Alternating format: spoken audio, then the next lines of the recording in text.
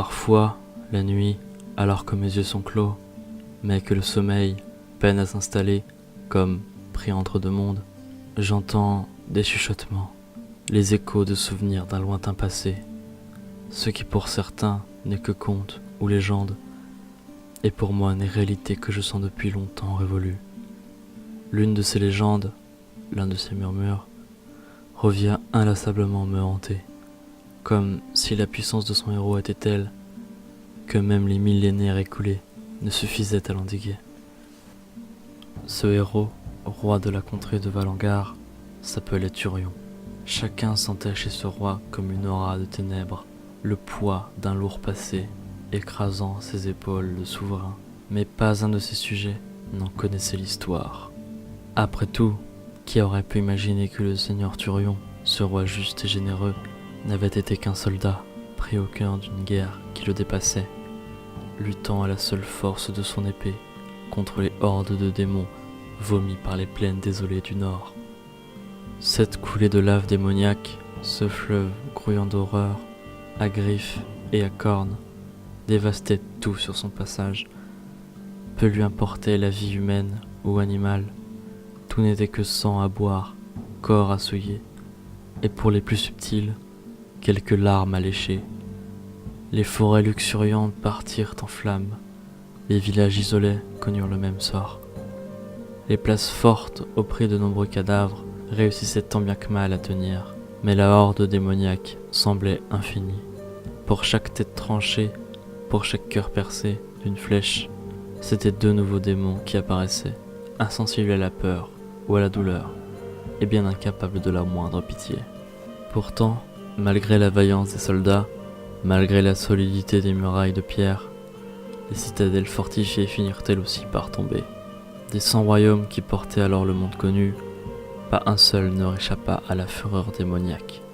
Et ce qui autrefois était prairies verdoyantes, champs fertiles, ce qui était forêts giboyeuses et villages florissants, tout n'était plus que flammes et que cendres.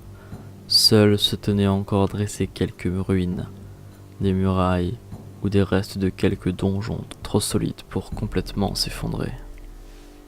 Pourtant, au milieu des cadavres calcinés, parmi les ruines de ce qui fut autrefois la cité de Velhab, se releva un homme, le jeune Turion, seul survivant du massacre. Il regarda autour de lui, de ses pieds jusqu'à l'horizon, mais tout n'était que décombres calcinés. Il ne restait plus rien, pas même le cri d'agonie de quelques survivants. Il était seul.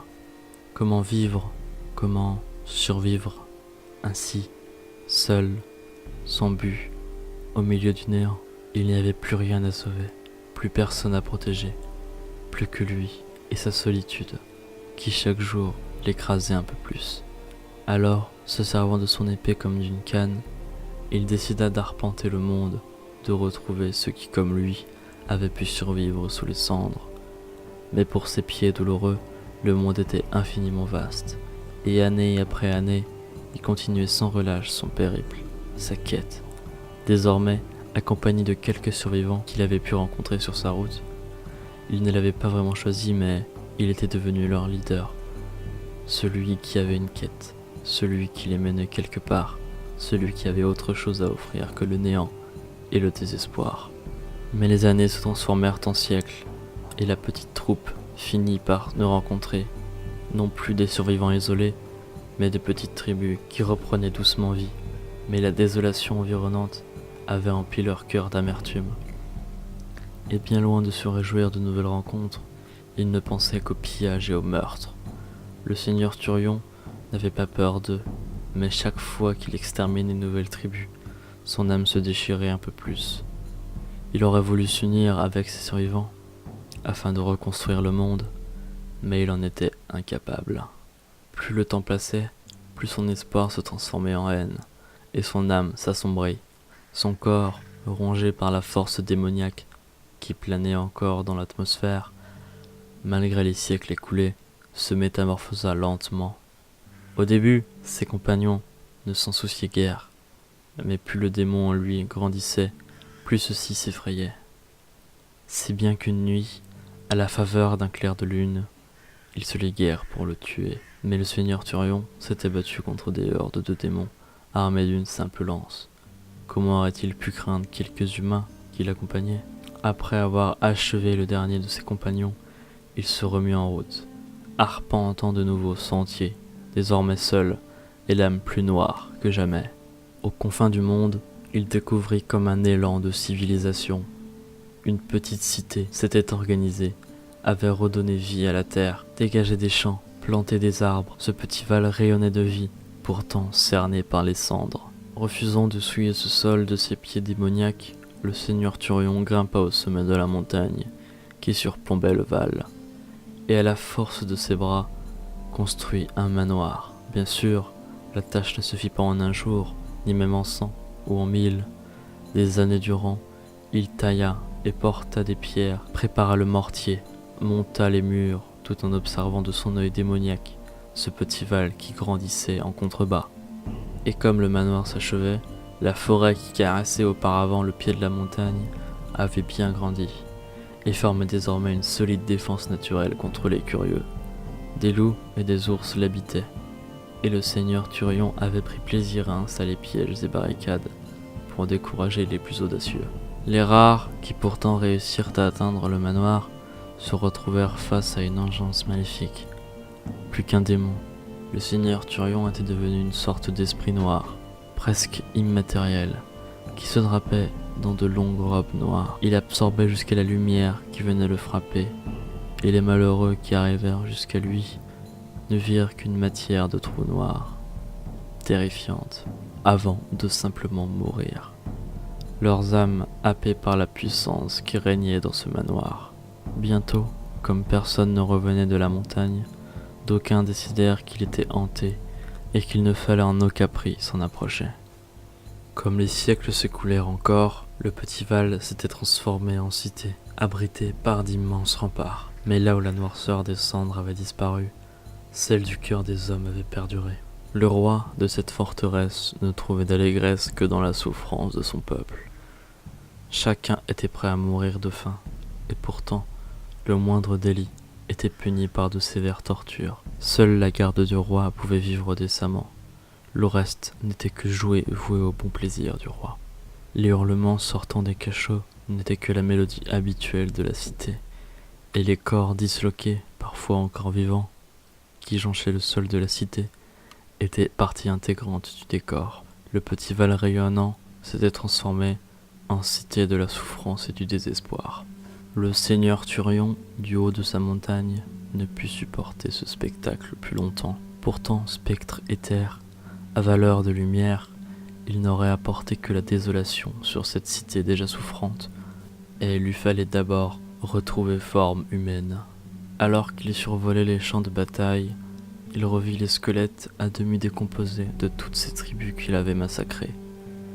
Les restes de ses camarades de guerre, les curieuses carcasses de démons morts depuis tant de siècles. Et quand il se retrouvait face à son propre cadavre, tenant l'épée avec laquelle il avait ôté tant de vie, il ne put s'empêcher de verser quelques larmes. Quand ces larmes frappèrent son corps, la cendre le recouvrant se dissolut, comme rongée par quelque solution purificatrice. Mais bientôt, un ray de lumière déchira les restes du squelette en deux et vint frapper le visage éploré du seigneur Thurion.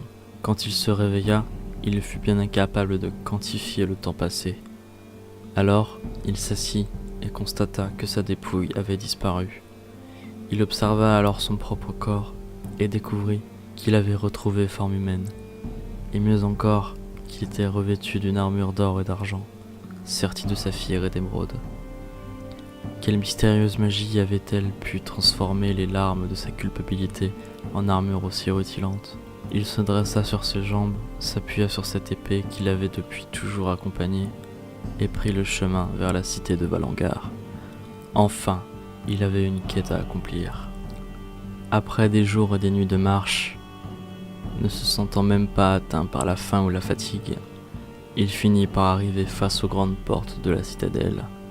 Bien sûr, on refusa de lui ouvrir et on lui ordonna de partir. Et face à son refus, les gardes décochèrent même des flèches, mais aucune arme ne semblait pouvoir pénétrer l'armure d'or du valeureux soldat. Celui-ci frappa alors du pied la grande porte d'enceinte, et le bois vola en éclats. Saisis d'effroi, les gardes se mirent à fuir et le seigneur Thurion put avancer sans encombre jusque dans la salle du palais royal. Là, face au tyran, sans un mot, il le fixa du regard et celui-ci se mit soudainement à flamber du haut de son trône. Personne n'osa ni parler ni bouger, et quand la combustion prit fin, il ne restera du corps que quelques poussières de cendres que Thurion balaya d'un revers de la main avant de prendre la couronne sans roi qui était tombée au sol, d'en ceindre son front et d'enfin s'asseoir lui-même sur le trône, assurant pour le reste de sa vie éternelle le bien-être et la sécurité de ce qui était désormais son peuple.